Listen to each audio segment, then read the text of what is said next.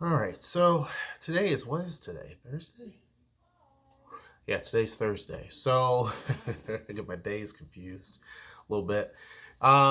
Today's Thursday. Looking forward to Friday, obviously, and then the weekend. Weekend's going to be busy for us because at the studio we have like two parties going on in the same day. That never has happened before. And so it's going to be pretty busy. One is going to be held offsite just because it's pretty large. When we got that party booked, at that time we had the smaller space, it wouldn't have accommodated. Now that we have a bigger space, it would accommodate it, but it would fully max it out. And I don't know if they would be even comfortable in the space given the size of people. So it's really, really cool. The other party that's going to happen is like directly after that. They're kind of overlapping each other. So Noelle's going to be at the one that's off site, and I'm going to be attending to the one that's on site. It's a smaller one, but it is going to be in the back of the studio. So it's going to be pretty busy on Saturday, but looking forward to it. And we are really, really blessed that folks here are receiving our studio so well. So that's really cool. But someone sent me this. Um, it was basically just a question, right? And they also contained an article. And I posted this article to Facebook because it, to me, is pretty important. And the article, I'm going to go to it real quick so I can see it. But someone asked, what are my thoughts about the coronavirus and overall? And do I think it's bigger than what it is? They stated that people are getting upset because they feel like it's an attack against China and also Asian people. And they also stated in there that there's been people who have made disturbing comments, obviously racist comments, but they wanted to know what my thoughts about it. And also, there are people who are taking offense to this, even though people are not trying to be offensive when they're saying that there is a that they feel that this is a major problem. Let me first start off by saying that I agree. I've seen people just on basic postings that have nothing to do with anything other than saying that, this is what's going on with the virus, that there are people who are really becoming butthurt, I guess, because they feel like it's an attack on them because they happen to be Asian, and saying that, this is wrong, blah, blah, blah, blah, blah, it's no big deal. Yeah, it exists, but not a big deal. But here's my thing. Those people are not rushing to those sites in China. They're not rushing to Wuhan in China. If there are Chinese people who are taking this very seriously in China, and you have cities that are typically very busy, because what's funny is when my ex-wife was from Hong Kong, and she lived in what she called the rural side of Hong Kong. And so when I went there, I was expecting rural, because to me, coming from Kentucky, I know what rural is. But when I go there, I see like 40-story buildings all over the place. And yeah, things are a little bit more spaced out because she lived in the new territories. But I'm like, your definition of rural and mine are completely different. Like, there were still subway cars and everything. It was completely different. So, anyhow, I say that only because most places in China that are big cities are big, big cities. I mean, Hong Kong is massive.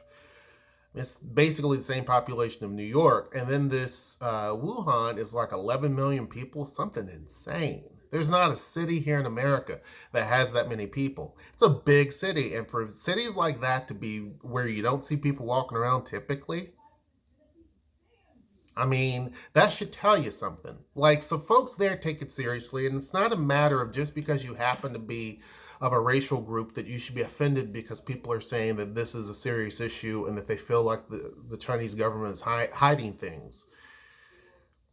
To me, that's just silly. And because they were making reference to Ebola. When the Ebola virus is going on in different parts of Africa, I would say the exact same thing.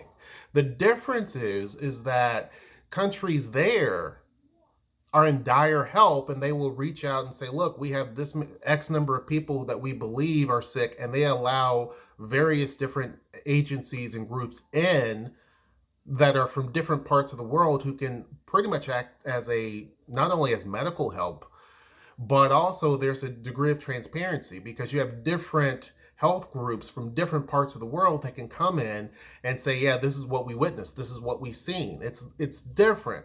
China typically tends to make things a lot less than what they really are. When there's an issue, it typically is much bigger than what they claim that it is, right? And when you have a country that kind of restricts media, more so than, and media does have its issues. I'm not going to pretend like it doesn't. The media has a lot of issues, and I've always believed that the media pulls dirty tricks. I mean, somebody, just a YouTuber I watched was talking about how, YouTube allows certain things that are really disgusting. Still, they were supposedly going to put up this thing of watching content and making sure certain things wasn't going to be put up, but they, just with the passing of Kobe Bryant and some of the things they allow people to say, which is pretty much hate speech, YouTube's not changing anything. And so I get it. I get people who are saying that they don't believe in social media or media in general because there's a lot of stuff that these groups and that these organizations allow, and it's very one-sided and it's disturbing. I get that. And I get that sometimes people will say, "Oh, you can't believe in the media," and I get that. But when you see some of the things that are blocked there in China, it's like, can you really trust what the Chinese government is saying? And there's videos. One video I saw was all of these bulldozers. It's just like arms everywhere. It looked like, like some sort of big giant robot. There was like at least 24, maybe, backhoes just digging in the ground trying to create a makeshift hospital to handle the situation. And I'm saying, if there's so much of a frantic pace that the government is working on in terms of trying to build hospitals and clinics and stuff like that, something's not adding up. 7,500 seems like a small number, and it was 1,100 the day before, and they say that it's a multiplier effect and whatnot, right? Well, there's an article that this person sent me, and it says the coronavirus whistleblower nurse says China has 90,000 sick. To me, and I posted that, it seems like that seems more realistic to me. Now, I don't know. I'm not some medical expert. But when you have people who are there being frantic about it, this is something that's concerning. And, people say that at this point, there's more people who have this now than SARS did, than people that had SARS back in Hong Kong, and that, however, SARS actually took more lives. And I get that, right? I get that. But again, it was in a place, Hong Kong, there's going to be a lot more transparency. So I don't know, I don't think anyone really knows the full number of people who have this and the full number of people who have passed. We're just having to go based on what we're told, right? We're having to go based on what we're told. And then people are saying, making the reference of, there's something that's much more dangerous, and it's called the flu. Hold on one second. Okay, I'm back. So people were saying that the flu is much larger, and basically there's more people that have actually died from that and this, that, and the other. To me, that's just a false equivalency, because the flu is something that has been around for ever. And it changes constantly and that type of thing. Yes, a lot of people do die from the flu, but they're not typically normal, healthy individuals. These are people that typically have health issues, or the elderly, or the very young. This is not people in the prime of their life. Typically not. And with the flu, there are some vaccines that can help lessen that, this, that, and the other. This is something like SARS that nobody even knows really exactly what it is or how to even cure it. There was never a cure for SARS, by the way. SARS just kind of went and just dived, just like Ebola. There's no cure for the Ebola virus. It basically just kind of fizzled out on its own, right? There's a big difference between something that is quick to take people out, and we don't know exactly what it is. When it comes with the flu, sure, people can, that can take people out. Absolutely, and it does all the time.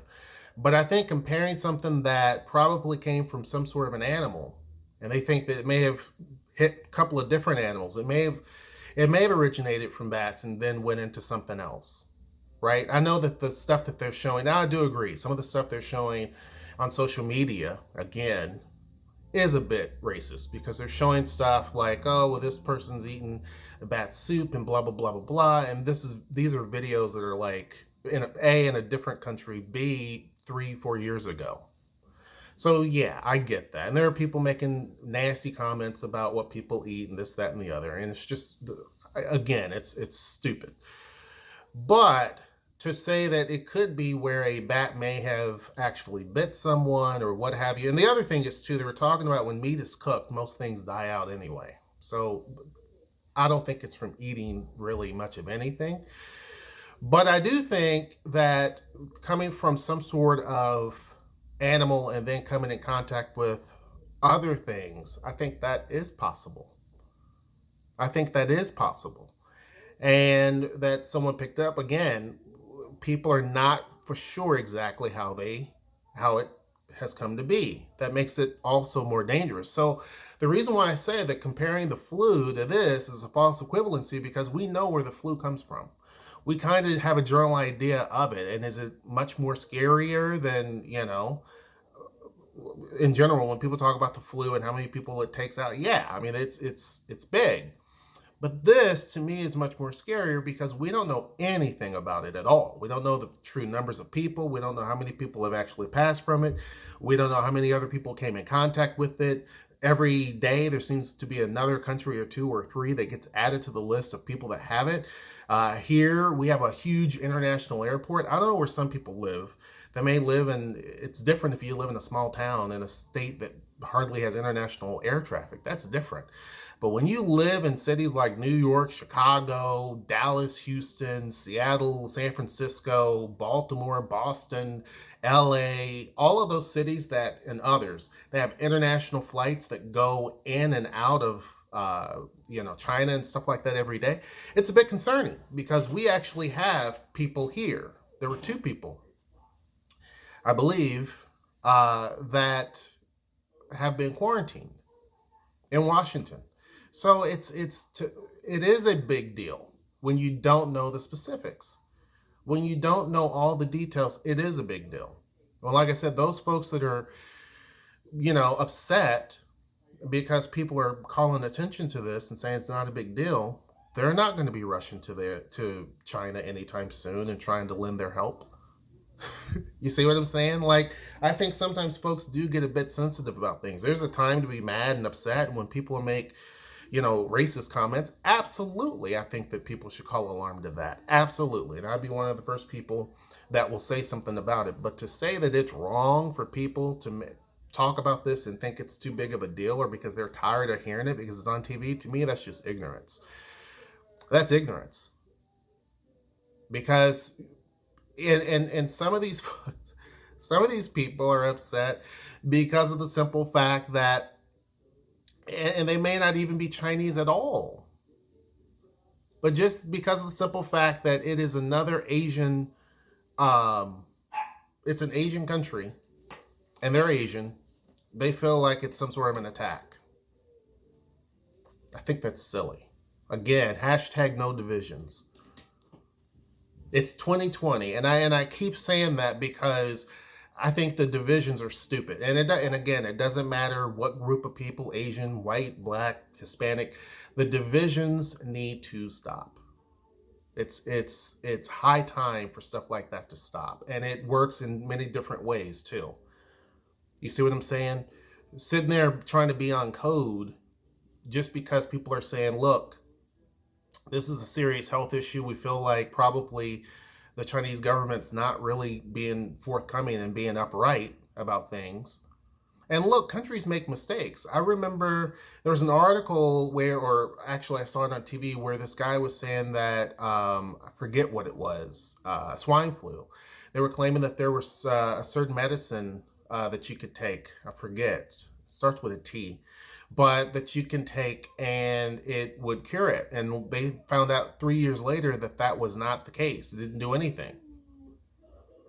that taking the and a lot of government, this government spent all their money, not all, but a lot of money on trying to obtain this so-called cure-all, and it didn't do anything. They found out later it had no effect on the illness. So yeah, I mean, it's countries make mistakes, and countries sometimes get behind on certain things. There are people in Canada who's upset with the Canadian government because they feel like it's not moving fast enough to get people out of Wuhan and bringing them back to Canada, whereas other countries, Japan, US, others, have pulled people out quickly, right? People have a right to be upset. They have a right to say, look, as a government, your job is to protect your people, period. I mean, that's the main purpose of having a government, having a country, is to protect the people that are there, right? And if you're not doing that, then that's a problem. And when you have a situation like this where we're not really sure if what China is telling us is the truth, is not an attack against China. I sit and talk all day about how I'm in amazement of what China looks like. Look at Shanghai, look at Beijing, look at Guangzhou, look at Shenzhen. Look at all of these places that are, and there's another one that starts with a C, and I can't say it correctly. Chugoquin? I don't know. And it's like this big mega city. I'm always impressed by that. Their high-speed rail system, there's tons of stuff that I can sit all day and talk about how wonderful it is, right? But there's also a lot of things, too, that China does that's just not really cool. I mean, it's their country. They can decide to, what they choose to do with media and that type of thing, whether they want, the restrictions or not. That's their business. That's their prerogative. And I don't expect us to put our view on that and say they should change it or not. That's their business, right? But it also is my business for me to sit there and question, at that point, the lack of transparency, because I don't think that there is a lot of transparency. Because if you're going to control what's being displayed on TVs and displayed on the internet, then I'm going to actually question whether or not what you're now portraying is accurate. And I think that's logical. That's not racist. That's logical. And so I think that people are wanting to protect themselves because a lot of folks have family that's there. A lot of people have family that's there. And they want to make sure that they know what to do. There are a lot of people who are still there trying to get home, and they're wanting to know what to do. And not having accurate information or not having complete information is a bit concerning. So anyhow, that's my take on it. I mean, I looked at that article that was sent to me, and I appreciate it. There's been people that have actually talked about this, even in Hong Kong. I mean, they didn't want to have a containment center there where people can be brought, because again, I mean, Hong Kong is it's a big city if there was not so many people. But when you have 8 million people in such a small area, most of which is mountains, when you have so many people that live kind of close together, any type of issue like this can be a problem. I mean, they know firsthand, they experienced SARS. So yeah, I mean, I saw a lot of people chiming in and saying like, this is not a big deal, or I don't see why people making this a big deal. It's a big deal when people there are like, yeah, it's a big deal. So, I mean, duh, you know what I mean? Like, hello. I mean, even the Chinese government's not saying, it's not that, we're not worried about it. They're not saying anything. And that's even more scary. That's even more alarming, because typically it'd be like, we got it under control. They're not saying that at all. They're just saying it's doubling or tripling every day, potentially. And now, is that just them foreshadowing? Or is that them basically preparing everybody that, really, we're saying 7,500, but right now we know that there's at least, this many. I don't know. We don't know. But anyhow, thank you for the question. The article I will post down at the bottom here, so you guys can actually take a look at it and read the article if you choose to, and everything. I mean, I think the nurse might be, and again, you have to be, you have to vet a lot of these things too, because there's people there who may be trying to portray false information also. Everything has to be taken with a grain of salt. You can't believe everything that you read either, right? From people that claim to be there or people that are there who maybe have an agenda. You don't know. So anyhow, I will post the article there. You guys let me know what you think. Make sure you like, share, and subscribe. And until next time, I will see you. Take care.